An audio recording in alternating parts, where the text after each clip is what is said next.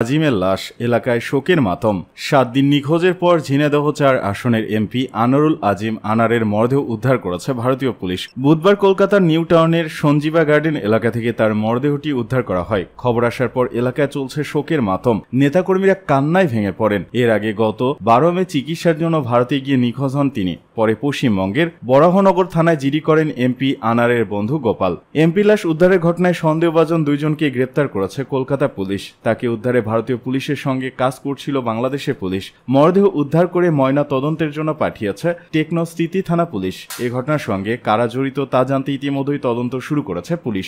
MP নিখোঁজের ঘটনা ছিল গত কয়েকদিন ধরে টক অব দ্য কান্ট্রি। জানা গেছে গত ১২ মে সন্ধ্যা ৭টার দিকে তার বন্ধুর বাড়িতে পৌঁছান তিনি। পরের দিন ডাক্তার দেখাতে যাওয়ার কথা বলে সেখান থেকে বেরিয়ে যান আজিম। শেষবার বরানগর বিধান পার্ক এলাকার কলকাতা পাবলিক স্কুলের সামনে থেকে তাকে গাড়িতে উঠতে দেখা যায়। তবে কিভাবে তিনি নিউ টাউনে গেলেন তা এখন পর্যন্ত জানা যায়নি। আনারের স্বজনরা জানান গত ১২ মে চিকিৎসার জন্য ভারত যান আনারুল আজিম। ওই দিন চুয়াডাঙ্গার দর্শনা ইমিগ্রেশন বর্ডার হয়ে ভারতে গিয়েছিলেন। ১৫ মে পর্যন্ত তার সঙ্গে যোগাযোগ থাকলেও এরপর থেকে আর যোগাযোগ করা যায়নি। গত ১৯ মে বিকালে রাজধানী ডিবি কার্যালয়ে যান তার স্বজনরা। এমপি আনারুল আজিমের তথ্য পেতে গোয়েন্দা পুলিশের শরণাপন্ন হন তারা। এমপি আনার হত্যাকাণ্ডে বিচার চান নেতাকর্মী ও স্বজনেরা। সরকারি ভূষণ স্কুল সড়কে এমপির বাসভবন ও দলীয় কার্যালয়ের সামনে বিপুল সংখ্যক নেতাকর্মী ছুটে এসেছেন খবর পাওয়ার সঙ্গে সঙ্গে। নেতাকর্মীদের কান্নায় ভারী হয়ে উঠেছে আশেপাশের এলাকা। এমন হত্যাকাণ্ডে তদন্তপূর্বক শাস্তি দাবি করেন আওয়ামী লীগের নেতাকর্মীরা। জেলা আওয়ামী লীগের সাধারণ সম্পাদক সাইদুল করিম মিন্টু বলেন, আনোয়ারুল আজিমের হত্যার ঘটনায় এলাকায় শোকের ছায়া নেমে এসেছে। নেতাকর্মীরা কোনোভাবেই মেনে নিতে পারছেন না। তদন্তপূর্বক দোষীদের শাস্তির দাবি করেন তিনি। খণ্ড বিখণ্ড করা হয় এমপি আজিমের লাশ। উঠে এলো চাঞ্চল্যকর তথ্য। টানা ৯ দিন নিখোঁজ থাকার পর আজ ভারতের পশ্চিমবঙ্গ রাজ্যের সঞ্জীবা গার্ডেনের একটি ফ্ল্যাট থেকে ঝিনাইদহ ৪ আসনের সংসদ সদস্য আনোয়ারুল আজিম আনারের খণ্ড বিখণ্ড লাশ উদ্ধার করা হয়েছে। এদিন রাজ্যের বিধাননগরের নিউ টাউন এলাকায় সঞ্জীবা গার্ডেন থেকে নিউ টাউনের টেকনো সিটি থানা পুলিশ তার লাশ উদ্ধার করে। পুলিশ জানিয়েছে এমপির সম্পূর্ণ লাশ উদ্ধার করা সম্ভব হয়নি। দেহের মূল অংশ ট্রলিতে ভরে পাচার করা হয়েছে আর দেহাবশেষ উদ্ধার করা গেছে। এই ঘটনায় উঠে এসেছে চাঞ্চল্যকর তথ্য। জানা গেছে মোট ৬ জন এই হত্যাকাণ্ডে জড়িত ছিল। তাদের সবাই বাংলাদেশি নাগরিক। এমপিকে হত্যার পর ৫ জন দেশে ফিরে আসে এবং একজন এখনও ভারতেই অবস্থান করছে। তবে বাংলাদেশে ফিরে আসা ৫ জনের মধ্যে একজন অন্য দেশে পাড়ি দিয়েছে বলে জানা গেছে। আর ভারতে অবস্থান করা ব্যক্তিকে আটক করতে চেষ্টা করছে ভারতের পুলিশ।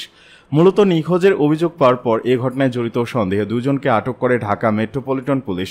জিজ্ঞাসাবাদে তারাই জানান লাশ আছে সঞ্জীবা গার্ডেনে। সে খবর দেওয়া হয় কলকাতা পুলিশকে। পরে বুধবার এই লাশ উদ্ধার করে ভারতের পুলিশ। আরও জানা গেছে যে ফ্ল্যাট থেকে আনোয়ারুল আজিম আনারের খণ্ড বিখণ্ড লাশ উদ্ধার করা হয়েছে তার মালিকও একজন বাংলাদেশি। তিনি ভারতে গিয়ে ভুয়া কাগজপত্র বানিয়ে ওই ফ্ল্যাট কিনেছেন। কলকাতার পুলিশ তাকেও খুঁজছে বলে জানানো হয়েছে।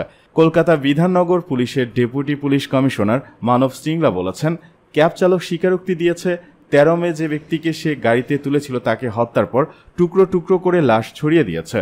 পুলিশের কর্মকর্তারা বলেছেন যে ফ্ল্যাটে তাকে নিয়ে যাওয়া হয়েছিল বলে সিসিটিভি ফুটেজে দেখা গেছে সেটি পুলিশ ঘিরে রেখেছে। সেখানে কাউকে এখনও ঢুকতে দেওয়া হচ্ছে না। পুলিশের সূত্র বলেছে ওই ফ্ল্যাটে ৩ জনকে ঢুকতে সিসিটিভি ফুটেজে দেখা গেছে। তাদের মধ্যে একজন নারী। তবে ওই ৩ জনকে সেখান থেকে বের হতে আর দেখা যায়নি। এমপি আনার হত্যা, লাশ মেলেনি। তবে হত্যাকাণ্ডের মূল হোতা গ্রেপ্তার, দাবি পররাষ্ট্রমন্ত্রীর। পররাষ্ট্রমন্ত্রী ডক্টর হাসান মাহমুদ জানিয়েছেন, ভারতের পশ্চিমবঙ্গের কলকাতায় ঝিনাইদহ ৪ আসনে আওয়ামী লীগের সংসদ সদস্য আনোয়ারুল আজিম আনারের মরদেহ এখনও উদ্ধার হয়নি। তবে হত্যাকাণ্ডের মূল হোতাসহ কয়েকজনকে গ্রেপ্তার করা হয়েছে। বুধবার দুপুরে ঢাকা বিশ্ববিদ্যালয় সিনেট ভবনে এক অনুষ্ঠান শেষে তিনি সাংবাদিকদের বলেন, এমপি আনারের হত্যার ঘটনা খুবই দুঃখজনক, মর্মান্তিক, অনভিপ্রেত।